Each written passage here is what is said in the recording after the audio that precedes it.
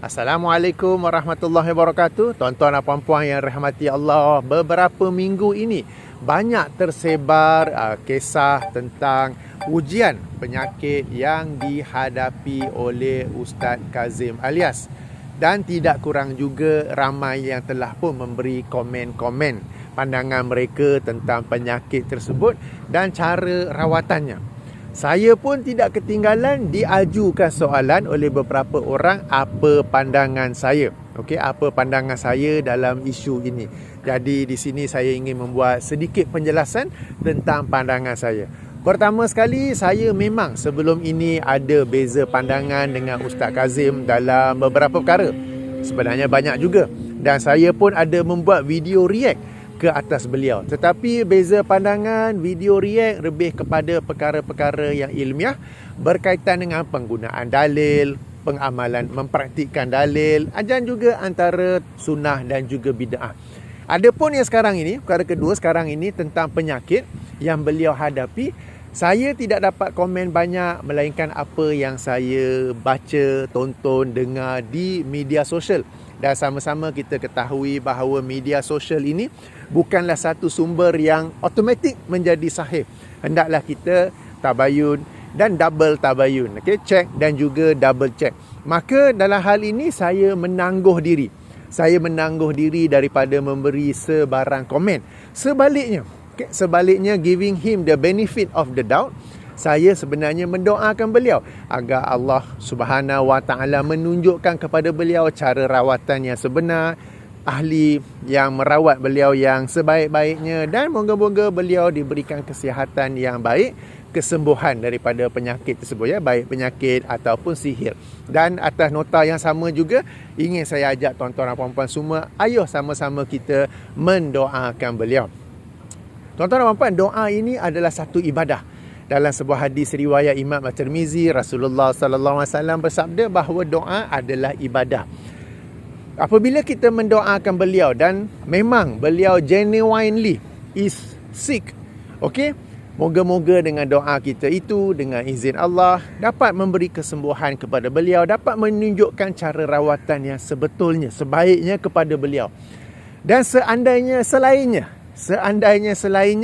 tak apa, kita juga berdoa, moga-moga doa kita itu menjadi satu ibadah kepada kita. Okey? Dan apabila kita mendoakan orang lain di belakangnya tanpa pengetahuannya, ada malaikat yang mengaminkan doa yang sama kepada kita. Okey, jadi tuan-tuan dan puan-puan, ayuh kita mendoakan orang lain, baik yang kita kenal ataupun tidak, baik yang kita ragu-ragu ataupun merasakan ia adalah satu kes yang sahih, it's a genuine case, ya. Baik. Jadi dalam hal ini saya tahu akan ada yang beza pandangan. Jika nak letak di ruangan komen, dipersilakan, tapi cuma minta menulis dengan adab yang baik. Jika hantam lebih-lebih, hantam saya tak apa. Hantam lebih-lebih kepada Ustaz Kazim, saya akan delete. Kalau banyak sangat out of control, saya akan delete the whole, saya akan tutup ruangan komen itu, ya. Jadi tuan-tuan dan puan-puan, dalam kesempatan ini juga saya nak terangkan tentang media sosial ni. Media sosial ni adalah satu alat, satu sarana yang jika kita gunakannya dengan cara yang baik, ia akan menjadi satu kebaikan kepada kita, bahkan dapat juga menjadi kebaikan dunia dan akhirat. Jika ia digunakan untuk cara yang salah, ia akan menjadi satu kesalahan, dan kesalahan itu juga akan dipertanggungjawabkan kepada kita di hari akhirat kelak. Maka ayuh kita menggunakan social media sosial ini, medsos ini dengan tujuan yang baik, dengan cara yang baik. Moga-moga media sosial ini sendiri menjadi satu sarana amal soleh kita kepada Allah ataupun di sisi Allah Subhanahu Wa Taala. Baik. Satu perkara yang saya lihat agak lazim dilakukan di media sosial ialah apabila seseorang itu diuji oleh Allah Subhanahu Wa Taala, baik dengan penyakit, baik dengan sesuatu musibah seperti kereta aksiden ke, ada apa-apa masalah, agak ramai yang suka menceritakannya di media sosial. Kenapa ya? Kenapa nak cerita? Sebab apabila kita diuji dengan sesuatu perkara, hendaklah kita mengadu kepada Allah Subhanahu Wa Taala, dan hendaklah kita memohon, kita berdoa kepada beliau, kepada Allah. yang diceritakan di media sosial tu kenapa? Okey, mungkin ada yang beranggapan kita ni nak bertawasul dengan doa orang soleh. Bila cerita di media sosial, kita mengharapkan orang-orang soleh doa. Okey, agak-agaknya dalam media sosial tu, berapa ramai yang betul-betul mendoakan anda?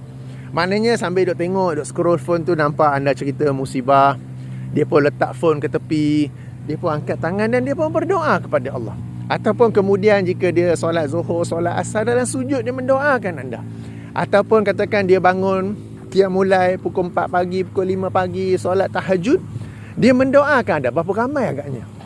Ataupun yang ada sekadar like ataupun sekadar komen syafakallah, and then they just forget about you. Tuan-tuan dan puan-puan, meminta doa, bertawasul dengan doa orang yang soleh yang masih hidup memang dibolehkan. Tapi caranya ialah anda menghubungi orang soleh yang anda yakini kesolehannya, yang berada di atas sunnah. Jangan hubungi ahli bidah, tak, jadi lain. Okey, hubungi orang yang soleh, orang yang berada di atas sunnah, dan anda ceritakan ujian, cabaran yang anda hadapi dan mintakan dia mendoakan anda. Itu caranya. Okey, kita lihat sebagai contoh pada zaman Rasulullah sallallahu alaihi wasallam. Apabila mereka menghadapi sesuatu masalah, sesuatu ujian, apakah sahabat itu berdiri di depan pintu rumah dia? Sebab zaman dia tak ada media sosial. Dia berdiri depan tu, lalu dia pun melaung, tuan-tuan dan puan-puan, anak saya sakit, tolong doakan. Ada macam tu ke? Tak ada. Kan mereka berjumpa dengan Rasulullah sallallahu alaihi wasallam, mendoa, minta baginda doakan. Jadi sama juga kita sekarang ni, apabila ada sesuatu ujian, tak perlu semua tu nak cerita di media sosial. Okey, sebaliknya hubungilah orang yang kita yakini kesolehannya, kita yakini kesunnahannya, okey, orang sunnah, dan kita minta dia doakan. Itu cara yang betul. Dan bila kita kontak secara peribadi, orang itu akan lebih ingat, dan kemungkinan yang dia akan mendoakan kita ialah lebih tinggi sebab dia orang yang soleh. Dia tahu anda telah mengamanahkan dia untuk mendoakan dia. Dan dia ni orang soleh pula. Banyak suasana-suasana yang dia berada dalam suasana yang ketika itu doa dimakbulkan. Dia bukanlah duduk-duduk, duk tengok Netflix, duduk tengok drama Korea. Bukan. Dia ada banyak solatnya apa. Yang dalam kesempatan itu, dia akan mendoakan kita. Jadi itu cara yang sepatutnya. Okey, jadi media sosial, sekali lagi saya tekankan, saya ulangi, sesuatu yang bagus apabila kita gunakan dengan cara yang betul, dengan cara yang bagus. Tak payah semua benda nak cerita di media sosial. Kita mungkin beranggapan tak apalah, dalam 1000 friend list aku tu, dalam 1000 orang tu, ada kot 5 orang yang soleh mendoakan. Dibimbangi bila share, bila duk cerita benda ni di media sosial, dibimbangi anda sebenarnya sedang cuba meraih simpati daripada orang ramai. Cuba meraih simpati. Dan dibimbangi anda sebenarnya sedang mengadu kepada orang ramai. Padahal anda sepatutnya mengadu kepada Allah. Anda sepatutnya berharap kepada Allah. Bukannya kepada media sosial, bukannya kepada friend list. Jadi ini satu perkara yang saya minta kita, tuan-tuan dan puan-puan semua, pertimbangkan ya, kebiasaan orang yang mengadu di media sosial. Dan kemudian semua benda yang dia buat dalam proses rawatan pun nak share di media sosial.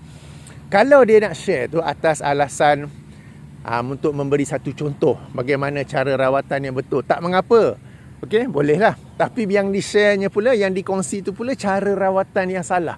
Okey, double trouble.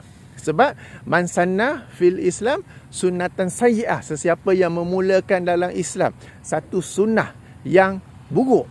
Yang buruk ni maksudnya sesuatu yang memang dilarang oleh syariat. Tetapi dia pula mulakannya, dia pula menghidupkannya, kemudian dia menyebarkannya di media sosial, kemudian orang-orang lain pun ikut sama. Jadi double trouble, dia kata double. Trouble pertama, dia diuji dengan penyakit. Yang kedua, dia buat cara rawatan yang salah. Ketiga, dia pergi cerita pula kepada semua orang, dan orang awam pula tidak mampu nak menilai, akan menganggap ini adalah cara yang betul. Okey, tuan-tuan dan puan-puan, sebagai contoh sihir, seandainya benar sihir, seandainya benar ya, sebab sihir ni boleh dikatakanlah dalam 100 kes 1-2 saja yang betul. Kebanyakan yang lainnya 95, 97 yang kes yang lain adalah sebenarnya ada penjelasan dari sudut saintifik. Ianya bukanlah sihir, ianya bukanlah buatan jin. Jin pun stres, asyik-asyik aku je yang kena. Okey, jadi seandainya benar seandai benar disihir, cara rawatannya bukan berjumpa dengan ahli sihir, bukan berjumpa dengan tukang sihir untuk lawan sihir, bukan jumpa dengan tukang sihir yang menyihir dia untuk tarik balik sihir, bukan begitu.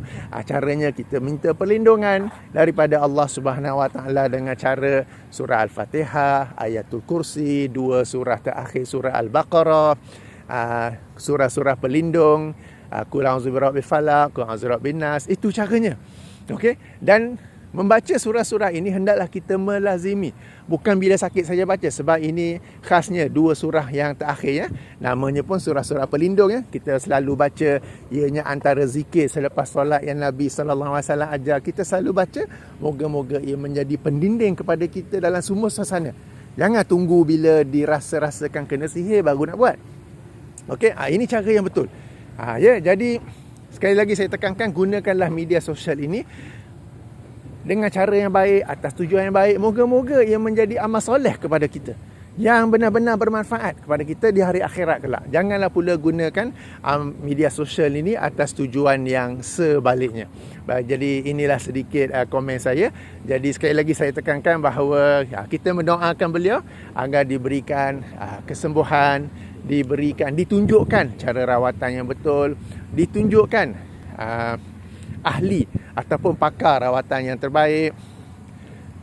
Dan bagi saya, tak payahlah cerita di media sosial. Okey, tak payah cerita, melainkan untuk dijadikan iktibar kepada orang lain juga untuk melakukan rawatan. Tapi pastikanlah rawatan tu dengan cara yang betul ya. Baik, jadi okey, battery warning dah keluar dah. Okey, subhanakallahumma wa bihamdika asyhadu an la ilaha illa anta astaghfiruka wa atubu ilaika. Assalamualaikum warahmatullahi wabarakatuh.